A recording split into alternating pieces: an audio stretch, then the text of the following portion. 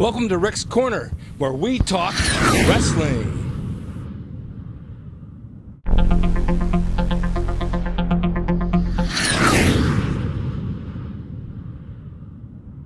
Hi, and welcome to Rick's Corner again. Last week, I featured Johnny Viper, Josh Stone, as one of the indie wrestlers from Tennessee. I felt that his work was pretty darn good, and that he was worthy of being on Rick's Corner. Well, since that time, Johnny sent me a videotape of his tag matches called Second Dimension and Sky Dogs, and he wanted me to have a look at their tag match, and I did. And I'm running it up here now. In fact, one of their first spots they did was something we did here in our school, and he asked if he could use it, and I said, of course you can. Johnny's in the red and white tights and the red kick pads, if you'll notice who they are. Their tag team work is great. He has really good moves. He does the old school like I like. His aerial moves are nice and crisp. His tag partner is just as good, and the team they're working with is good as well. I mean, I'm watching them work.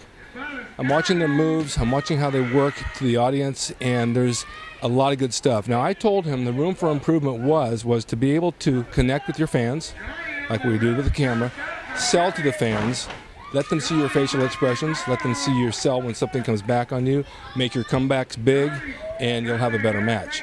The most important thing on any tag match, or any match, for example, is to sell to the public. I mean, you're paying to watch them, so they need to involve you in the match. So when you wrestlers watch this and you wonder what you're doing wrong, involve your audience. Let them see you. Let them get to know you. Let them see your personality. You don't want to just run around the ring and do moves. You want to actually shine and let them get to know who you are inside, and that's by connecting. Now, tag matches like this, he's working heel. I said I was a little bit concerned who were the heel and who were the face because I couldn't really tell.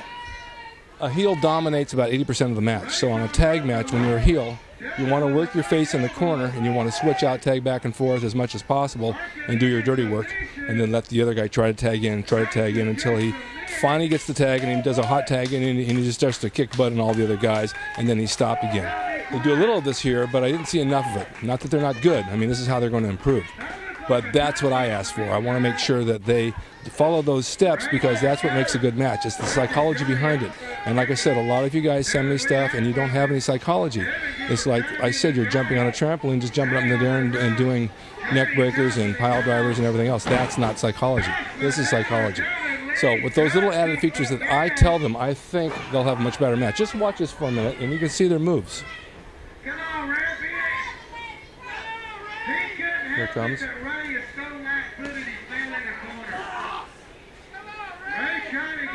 They're really very good. They're very good. And they work every weekend. It seems to me he has like 2 or 3 matches on a weekend, which is important when you work the crowd. I mean, you can learn so much training in the ring, but you really learn when you get out and you do shows and you work the audience and you work with other people.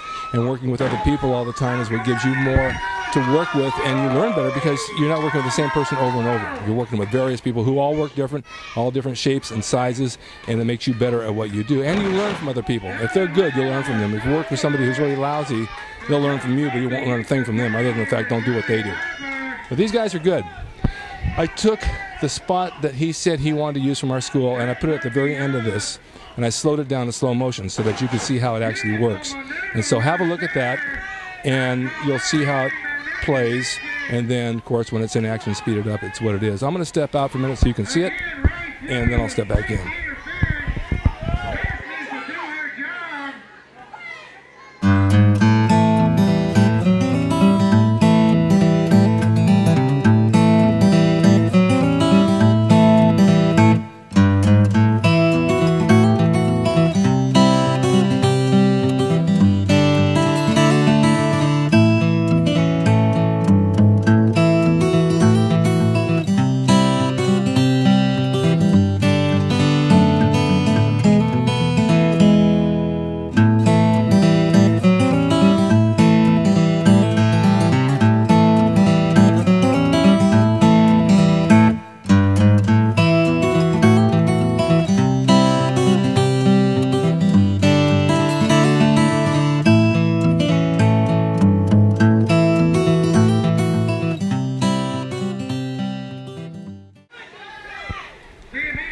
Well, now you see what I mean.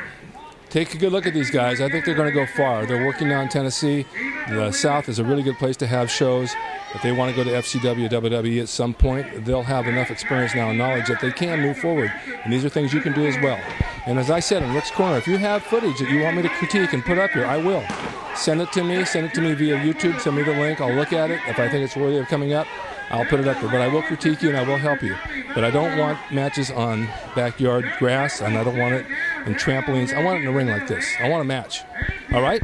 Well, for now, thanks for watching Rick's Corner, and I'll come back again with somebody else new. As soon as I get new material to show you, it'll be on YouTube for you. Thanks again for watching, and write in.